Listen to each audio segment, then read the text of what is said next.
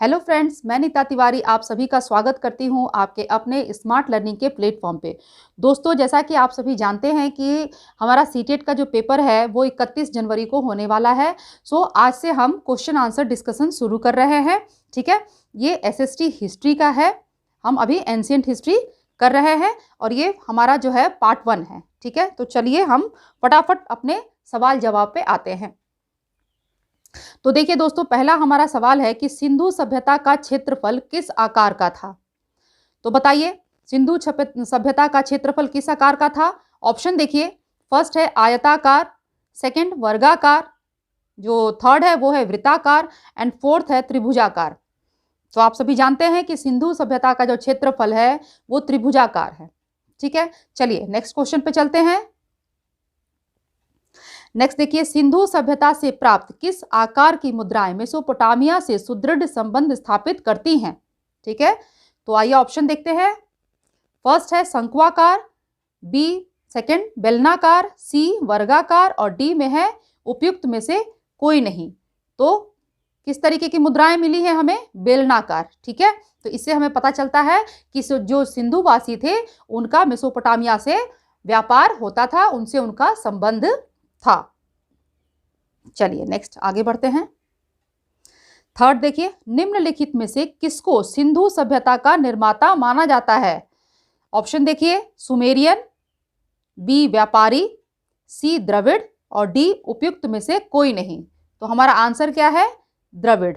ठीक है, सिंधु सभ्यता का निर्माता किसे माना जाता है, द्रविड़ को। चलिए आगे बढ़ते हैं।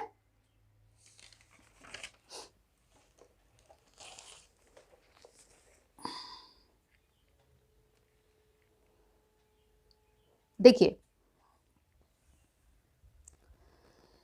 फोर्थ नंबर है, हड़प्पा से सर्वप्रथम बड़ी संख्या में ईंटें प्राप्त हुई हैं कब। ठीक है, हड़प्पा से सर्वप्रथम बड़ी संख्या में ईंटें प्राप्त हुई कब हुई थी, 1826 में या 1831 में या 1920 में या लास्ट ऑप्शन है 1931 में।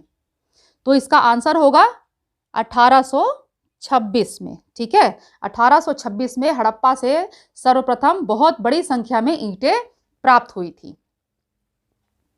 चलिए नेक्स्ट देखते हैं। क्वेश्चन नंबर 5, सैंधव सभ्यता से संबंधित स्थल चहुंदड़ों की सर्वप्रथम खोज किसने की थी। तो ऑप्शन देखिए, एच.जी. मजूमदार, सेकंड ऑप्शन है आर.सी. मजूमदार, थर्ड ऑप्शन है एन.जी. मजूमदार और लास्ट ऑप्शन है आर.जी. मजूमदार। तो बताइए किसने किया था, एन.जी. मजूमदार ने। ठीक है, जो चहुंदड़ो है इसकी सर्वप्रथम खोज किसने की थी, एन.जी. मजूमदार ने। ठीक है दोस्तों, चलिए नेक्स्ट क्वेश्चन पे चलते हैं। क्वेश्चन नंबर 6, आइए देखते हैं हमारा क्वेश्चन नंबर 6 क्या है। देखिए, सिंधु सभ्यता से संबंधित स्थल रोपड़ का उत्खनन कार्य कराया था। ठीक है, रोपड़ का उत्खनन कार्य किसने कराया था। तो आइए ऑप्शन देखते हैं। हमारा ऑप्शन है, फर्स्ट है एस.एस. तलवार, सेकंड है रविंद्र सिंह बिष्ट, थर्ड है वाई.डी. शर्मा और लास्ट है एन.जी. मजूमदार। तो इसका आंसर क्या होगा, वाई.डी. शर्मा। ठीक है, देखिए दोस्तों, आपको इनके नाम तो याद रखने ही पड़ेंगे। ठीक है, क्योंकि जो मैच ऑफ द फॉलोइंग आ जाता है तो उसमें इसी तरीके से आएंगे, स्थल के नाम दे दिए जाएंगे और उस स्थल की खोज किसने की थी। ठीक है, इस तरीके से एक साइड में दे दी जाएगी और आपको मैच करना होगा। तो इसलिए आप इनके जो नाम है उनको याद करिएगा। ठीक है, तो रोपड़ का उत्खनन कार्य किसने कराया था, वाई.डी. शर्मा ने। ठीक है, चलिए अपने नेक्स्ट क्वेश्चन पे चलते हैं। क्वेश्चन नंबर 7, चलिए देखते हैं। क्वेश्चन नंबर 7 क्या है, अश्व होने का साक्ष्य प्राप्त हुआ है। अश्व का मतलब तो आप लोग जानते ही होंगे, घोड़ा है ना। तो इसके होने का साक्ष्य हमें कहां से प्राप्त हुआ है। ऑप्शन देखिए, फर्स्ट है लोथल, हड़प्पा, बनावली। ठीक है, सेकंड है लोथल, सुरकोटडा, थर्ड है लोथल और बनावली एंड लास्ट ऑप्शन है रोपड़। तो अश्व होने का साक्ष्य जो है वो हमें कहां से मिला है, लोथल और सुरकोटडा से। ठीक है, याद रखिएगा, इंपॉर्टेंट क्वेश्चन है ये। अश्व होने का साक्ष्य हमें लोथल और सुरकोटड़ा से प्राप्त हुआ है। चलिए आगे बढ़ते हैं क्वेश्चन नंबर 8 पे। देखें 8वां सवाल क्या है हमारा। निम्नलिखित में से वह कौन सा कथन है जहां से हल चला, कौन सा स्थल है, सॉरी ये यहां पर स्थल होगा, ठीक है। हाँ, तो निम्नलिखित में से वह कौन सा स्थल है जहां से हल चलाने का साक्ष्य प्राप्त हुआ है। चलिए ऑप्शन देखते हैं। ये सारी चीजें आप लोग ऑलरेडी पढ़ चुके हैं दोस्तों, ठीक है। चलिए फटाफट देखते हैं इसका ऑप्शन क्या है। ऑप्शन ए देखिए रंगपुर, बी हड़प्पा, सी आलमगीरपुर और डी है कालीबंगा। तो इसका आंसर होगा हमारा कालीबंगा, ठीक है। कालीबंगा से हमें हल चलाने के साक्ष्य प्राप्त हुए हैं। चलिए क्वेश्चन नंबर 9 देखें क्या है। क्वेश्चन नंबर 9 क्या कहता है कि पंजाब में हड़प्पा के अतिरिक्त, ठीक है, किस स्थान से सैंधव सभ्यता के प्राचीन अवशेष प्राप्त हुए हैं, ठीक है। तो पंजाब में हड़प्पा के अतिरिक्त यानी कि हड़प्पा के अलावा और कौन कौन से स्थान हैं जहां से हमें इंडस वैली जो सिविलाइजेशन है वहां के प्राचीन अवशेष प्राप्त हुए हैं। तो देखिए आइए ऑप्शन क्या है। फर्स्ट है रहमान डेरी, सेकंड है Saraikhola, C number, third number Jalilpur and D क्या है उपयुक्त सभी। तो इसका आंसर होगा उपयुक्त सभी। इन सभी जगहों से हमें सैंधव सभ्यता के प्राचीन अवशेष प्राप्त हुए हैं, ठीक है। तो इसमें बिल्कुल भी कंफ्यूज मत होइएगा अगर ये सवाल आ जाए, आ सकता है, ठीक है। चलिए अब हम नेक्स्ट फटाफट अपने 10वें सवाल पे चलते हैं। देखिए हमारा 10वां सवाल क्या है। चलिए देखिए, सैंधव सभ्यता के उत्खनन में प्राप्त अनेक बांटों में सबसे छोटे बांट का वजन है, ठीक है। उसका क्या वजन है। तो ऑप्शन देखिए, ए है 10 ग्राम, बी 12 ग्राम, सी 13 ग्राम और डी 13.64 ग्राम। तो इसका आंसर क्या होगा 13.64 ग्राम, ठीक है। जो सबसे छोटा जो बांट हमें मिला है वो सैंधव सभ्यता के उत्खनन में जो सबसे छोटा बांट हमें प्राप्त हुआ है उसका जो वजन है वो कितना है 13.64 ग्राम, ठीक है।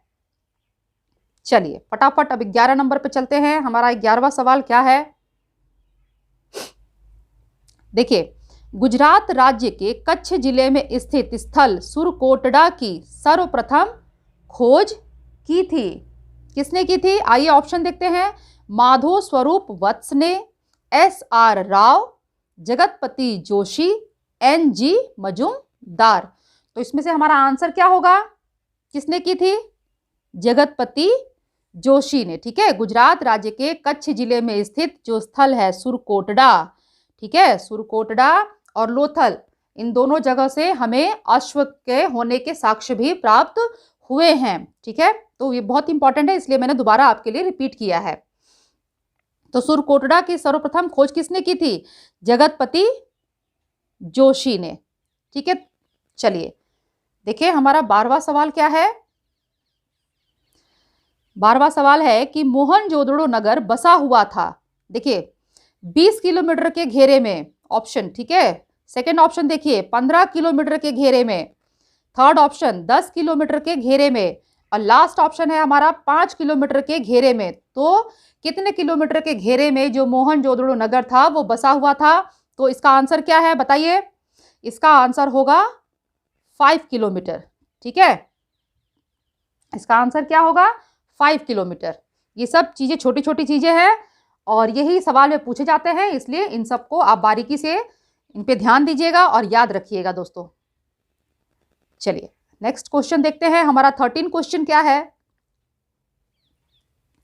हड़प्पा सभ्यता से संबंधित स्थल धौलावीरा प्रकाश में आया था, यानी कि कब, ठीक है, कब इसके बारे में हमें जानकारी मिली, इस स्थल के बारे में, धौलावीरा के बारे में। तो आइए इसका ऑप्शन देखते हैं। फर्स्ट है 1946-47 में, सेकंड ऑप्शन है 1961-62 में, थर्ड ऑप्शन है 1971-72 में और लास्ट ऑप्शन है 1990-91 में, ठीक है। तो कब आया था ये प्रकाश में? 1990-91 में। ठीक है दोस्तों, चलिए अब हम जल्दी जल्दी करते हैं, अपने क्वेश्चन नंबर 14 पे आते हैं। चलिए देखिए, सिंधुवासी सीसा लीड जो होता है, ठीक है, लीड का सीसा का आयात करते थे। कहां से?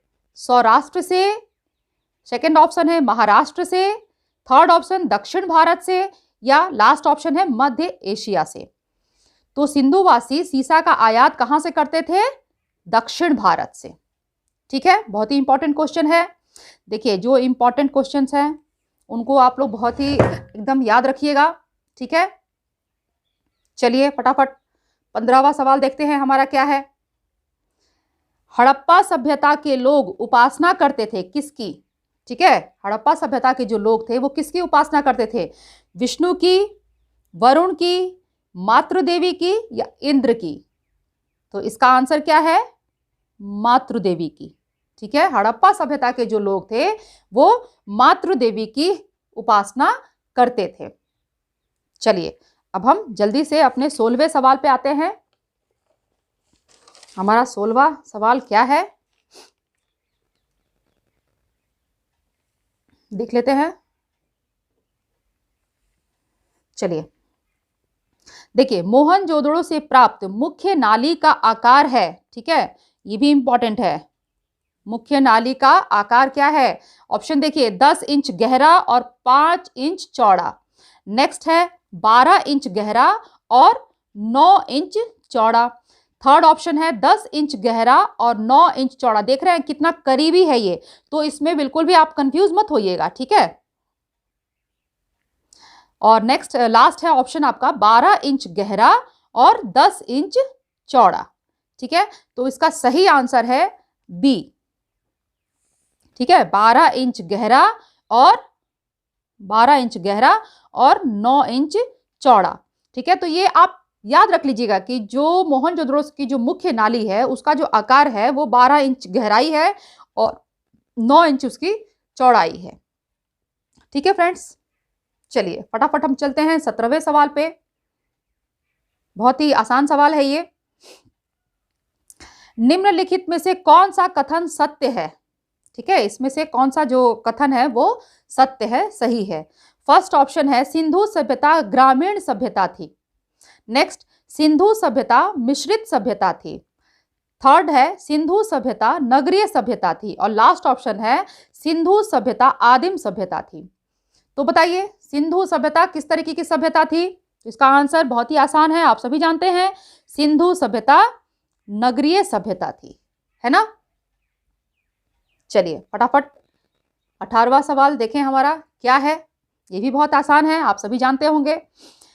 सिंधु कालीन भवनों के निर्माण में प्रयोग किया जाता था किस तरीके के ईंट का? ठीक है, ये ऑप्शन यहाँ पर देखिए। सिंधु कालीन जो भवनें बनती थी, जो भवन होते थे, जो इमारत होती थी, उनके निर्माण में प्रयोग किया जाता था कच्ची ईंटों का। सेकंड ऑप्शन है पक्की ईंटों का। थर्ड ऑप्शन है टाइल्स का, या डी लास्ट ऑप्शन है उपयुक्त सभी का। तो बताइए, सिंधु कालीन जो भवनें हैं, जो इमारतें हैं, क्या उनमें कच्ची ईंटों का इस्तेमाल होता था? क्या उनमें टाइल्स का इस्तेमाल किया जाता था? या उनमें पक्की ईंटों का इस्तेमाल किया जाता था? तो इसका आंसर क्या होगा? पक्की ईंटों का, है ना। जो सिंधु कालीन जो भवनें हैं उनमें पक्की ईंटों का इस्तेमाल किया जाता था। चलिए देखते हैं 19वां सवाल हमारा क्या है। देखिए, सिंधु घाटी सभ्यता की गलियों की चौड़ाई। अब यहां पर गलियों की चौड़ाई, ठीक है, वहां हमने नाली के बारे में पढ़ा और ये है गली। तो गलियों की चौड़ाई कितनी थी? ऑप्शन देखिए, 6 फुट, बी ऑप्शन 5 फुट, सी 4 फुट और डी 3 फुट। तो कितनी थी? इसका आंसर क्या है? इसका आंसर होगा 3 फुट। जो सिंधु सभ्यता में जो गलियां होती थी उनकी जो चौड़ाई होती थी वो 3 फुट की होती थी। ठीक है, और ये आज का हमारा लास्ट क्वेश्चन है, क्वेश्चन 20। ठीक है, 20वां सवाल हमारा। हम एक वीडियो में 20-20 सवाल ही करेंगे। ठीक है, एक बार में हम 20 सवाल डिस्कस करेंगे। ठीक है, हम 20-20 सवाल का एक एक वीडियो पढ़ेंगे, ठीक है, देखेंगे उसको। तो ये हमारा लास्ट है। तो लास्ट हमारा क्वेश्चन क्या है, सिंधु घाटी की सभ्यता समकालीन मानी जाती है, ठीक है। सिंधु घाटी की सभ्यता जो है वो किसके समकालीन मानी जाती है, सुमेरिया सभ्यता, चीन सभ्यता, मेसोपोटामिया की सभ्यता या बेबीलोन की सभ्यता। तो बताइए किसके समकालीन मानी जाती है, मेसोपोटामिया, ठीक है। मेसोपोटामिया यानी कि जो वर्तमान का इराक है, ठीक है, अभी का जो इराक है वही है मेसोपोटामिया, ठीक है। और आप सभी जानते हैं कि मेसोपोटामिया की जो सभ्यता है, जो आपकी मेसोपोटामिया की जो सभ्यता है ये दजला और फरात, ठीक है, ये दो नदियां हैं, दजला और फरात, इनके मध्य ही विकसित हुई थी, ठीक है। मेसोपोटामिया की सभ्यता दजला और फरात नदियों के मध्य में विकसित हुई थी। तो ये हो गए आज के हमारे 20 सवाल, ठीक है। तो दोस्तों आप अपने एग्जाम की तैयारी कीजिए, मेरे वीडियो को देखिए, हम ऐसे ही 20-20 क्वेश्चन के सीरीज लेकर के आएंगे और उसे हम डिस्कस करेंगे, ठीक है, ताकि आपके एग्जाम की पूरी तैयारी हो जाए। अभी हमारे पास 2 महीने का टाइम है, 2 महीने में आप लोग फटाफट वीडियो देखते जाइए और अपने एग्जाम की तैयारी करते जाइए, ठीक है। चलिए दोस्तों, फिर आप लोग मेरे पूरे वीडियो को देखिए। इससे पहले भी मैंने बहुत सारे वीडियो अपलोड किए हुए हैं जो कि आपके एग्जाम के लिए हैं, तो आप उन्हें भी देखिए। मेरा ये वीडियो देखने के बाद आपको पसंद आ जाए तो आप मेरे वीडियो को लाइक कर दीजिए। अभी तक अगर आपने मेरे चैनल को सब्सक्राइब नहीं किया है तो प्लीज़ प्लीज़ मेरे चैनल को सब्सक्राइब कर लीजिए। और दोस्तों मेरे वीडियो को आप ज़्यादा से ज़्यादा शेयर भी करिए, ताकि आपकी तरह जो और भी जो मेरे दोस्त हैं, जो मेरे बच्चे हैं, वो मेरे वीडियो को देख सके और इसका लाभ उन्हें भी मिल सके, ठीक है। तो चलिए फिर हम नेक्स्ट वीडियो में फिर अगले 20 सवाल के साथ मिलेंगे। तब तक आप लोग वीडियो देखिए, पढ़ते रहिए, अपना ख्याल रखिए, खुश रहिए, मुस्कुराते रहिए। Bye bye.